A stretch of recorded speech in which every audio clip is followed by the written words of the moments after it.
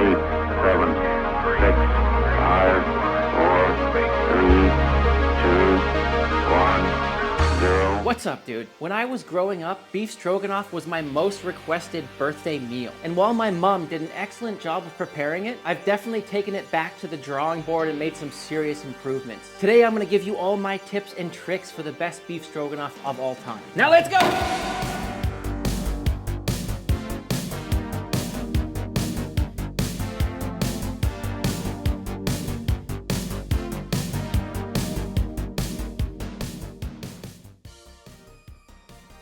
A great stroganoff always starts with the beef, and for that I'm using flank steak. This is such a great cut for dishes where you need to flour it and then fry it first before putting it into a sauce. Today we're making stroganoff, but recently I used this same cut for Mongolian beef and it was just extraordinary, lightly crisp and just tender as hell. And I'll just start slicing this across, not too thick, not too thin, something just like that. Just straight across, makes it really easy to slice when you're using this flank steak. A great aspect of this cut is having that fat run right through it like that. That really helps with the tenderness and the flavor. Now, rather than season the flour, I would have you season the beef first so you can visually see how much salt is going on there. If you put it in the flour, you never use all that flour. It's kind of hard to judge how much seasoning you've used. And I'm using a little bit of my homemade rosemary salt. If you know, you know. If you don't know, I'm gonna put a link to the recipe and video down in the description. It's a homemade salt. It's got rosemary, sage, garlic, and lemon. It is phenomenal. Sprinkle, sprinkle, sprinkle. And a little bit of Sergeant Gilbert reporting for duty. That is fresh ground sentient black pepper.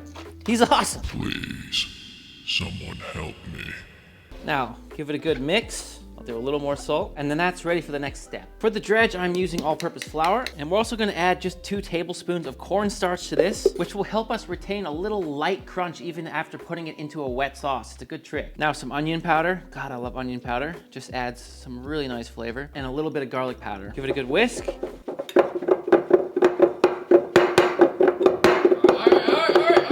Where am I? And just drop all your beef straight into that flour. And toss. Just because we're funny on this channel doesn't mean we don't take our dishes seriously, all right? In fact, quite the opposite, dude.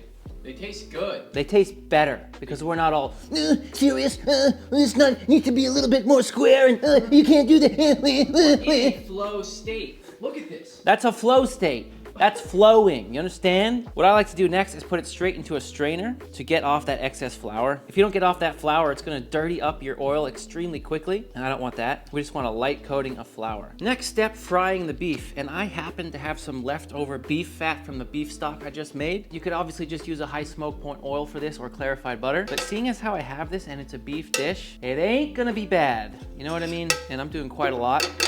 Oh, it smells so good. You smell that, Marcus? Is that good? Heat's around medium high. Once that oil or fat is hot, let's just start dropping our beef. And I'm actually remembering the order I'm putting this in, right? If that's 12 on a clock and this is 6 down here, I'm gonna flip these over in the same way I put them in, 2 in the middle. And that's it, that's my limit. I wouldn't overcrowd the pan, don't put more than you need to. It's much better just to fry it in smaller batches. After about 2 minutes, I'm gonna flip them. When they're nice and golden brown, this is violently painful. That's some sizzling beef, baby. Woo! Now we're cooking. Ah! Flip those 2 in the middle for me, will you?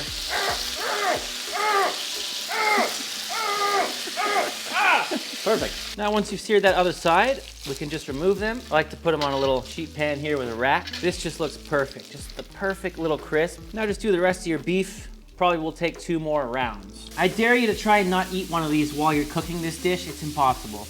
Marcus, you can choose any one you want. Not that one. Okay. I'll take that one then.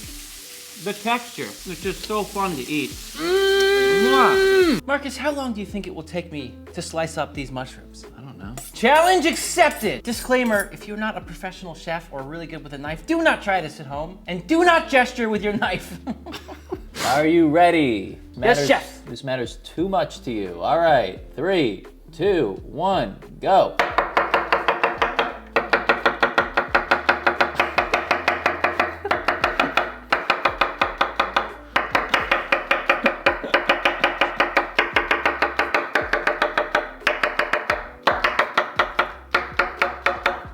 Show the fingers, no blood, no blood. What's my time? Oh, You didn't stop it? 18-ish. Okay, 15 mushrooms. I think there was 15 in 18 seconds. That's a little over a second per mushroom. I could do better. Honestly, back in my day, I could have done that like 1 second. Like if you were to blink, it would be done. Before we finish building this sauce, let me introduce you to Trade Coffee, which is the sponsor of today's video, and I really think they can be an incredible addition to your New Year routine. Trade is a coffee subscription service that allows you to experience curated for you coffee delivered straight to your door. Personally, I've been using Trade Coffee for an entire year now, and it has just been a super fun way for me to experience new coffee. Trade has built relationships with over 55 roasters nationwide so you can enjoy the best cup of coffee from the comfort of your own home. And one of the things I personally love most about Trade Coffee is that they roast their coffee beans right before they get delivered to you. And if you know anything about coffee, having those fresh roasted beans will get you the best flavor possible. Personally, I love my coffee most in espresso form, so Trade sent me these really cool 2 dark roasts. This first one is Mother Tongue Coffee Nebula Dark Roast, and it is seriously one of the best espresso roasts I've ever had. This next one's a local company from Austin where I currently live, and it is also fantastic. And one they just sent me, I'm gonna open right now. It's a fresh reveal. Ooh, I've tried so much espresso, and just by smell alone, I can tell this one's gonna be good. I have nothing but great things to say about Trade. You can click the link down in the description to get a free bag of roasted to order coffee with select subscription plans. Thank you, Trade, for sponsoring this video. Now let's get back to the recipe. Now in that same pan, medium-high heat, let's add the mushrooms. Do not wanna waste all the flavor that's in that pan. And I'm not even gonna season these now. Because of the ingredients going into the stroganoff, we wanna do that towards the end of the cooking process. Okay, mushrooms have been going for about 10 minutes. Got some beautiful color on them. Remember, the more color you get on your mushrooms, the more flavor you're gonna get into your sauce as it washes off into it. Now, same pan,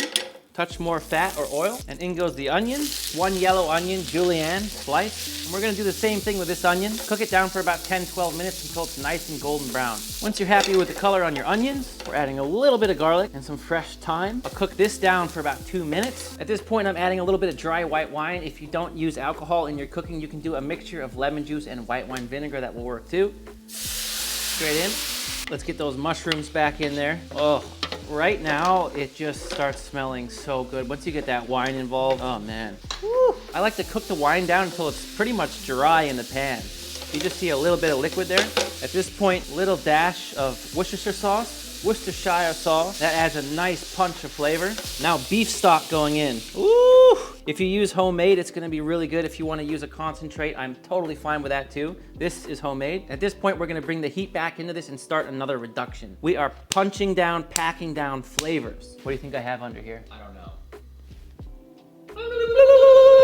About 5 minutes before your beef stroganoff is done, this is when you want to cook your egg noodles. A lot of times I eat it with rice, sometimes mashed potatoes. I like egg noodles a lot. I'm gonna do that today. Salt the water, and we'll drop in our egg noodles. They cook really fast. Only takes 5 minutes. 5 minutes has elapsed. You could definitely use a strainer. A lot of times I'll just pull it out with tongs like this because I actually want a little bit of water in the bowl there. It'll help emulsify with the oil and the butter, which is coming next. Now we're gonna throw in a little unsalted butter and a little touch of extra virgin olive oil. I'm sorry about that, guys. Dump that, cut that. And there's plenty of heat in this bowl just to melt that oil and butter. I'm just gonna keep it really simple. I don't wanna put any salt because there's salt in that pasta water. It's gonna be fine. There we go, set these aside. Sauce has reduced by about 80%. As you can see, it just looks so good. It just looks so full of flavor. At this point, I'm going in with a little bit of Dijon mustard.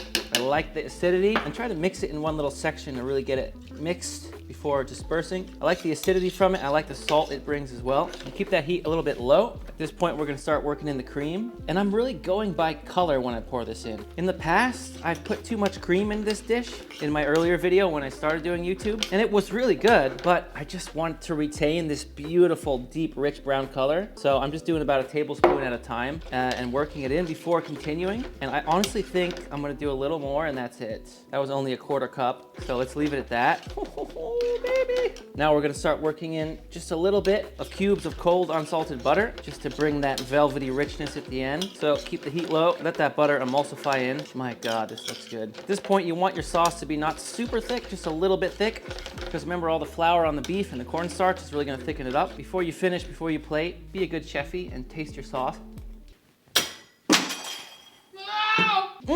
Really good. Now, beef in, Remember, this beef is totally cooked through. All we need to do here is basically warm it up. Heat it up a little bit, 2-3 minutes tops in the sauce. Oh.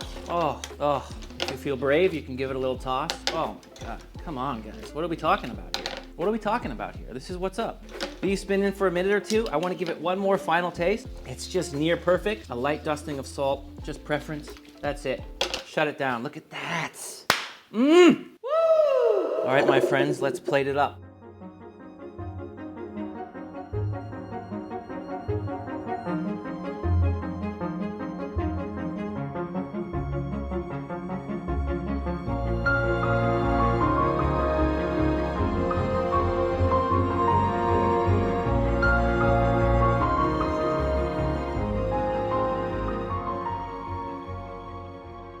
And I like doing a little bit of sour cream right on top as opposed to in the sauce.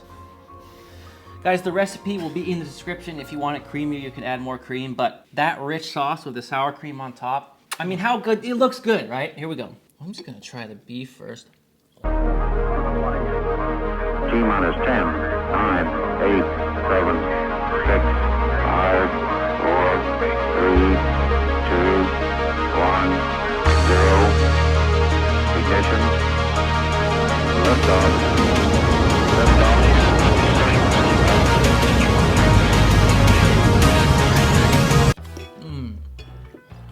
Doing it all. Bro. Oh my God. Wow. I mean, we cook a lot of beef. That's some of the most flavorful beef I've ever had. Look, if we don't say anything, it means it's good. It's silence for a reason. Why does this beef happen? I don't know. The sauce and the beef are so rich and full of flavor, so to have those noodles just lightly salted with the olive oil and butter all together in one bite with that sour cream on top, come on. Man, try that Oh one. my God, make that. Try that one. Thanks for hanging out with me today in the kitchen. I really hope you're ready to give this beef stroganoff recipe a try for yourself. If you're interested in what tools and equipment I love to use here on this channel, there will be links for all that down in the description. We have a digital cookbook available called Master in the Making with 55 of my favorite recipes. The link for that is also down in the description. And if you want to keep learning today, here are 2 more incredible comfort food recipes that I know you are going to love. Until next time.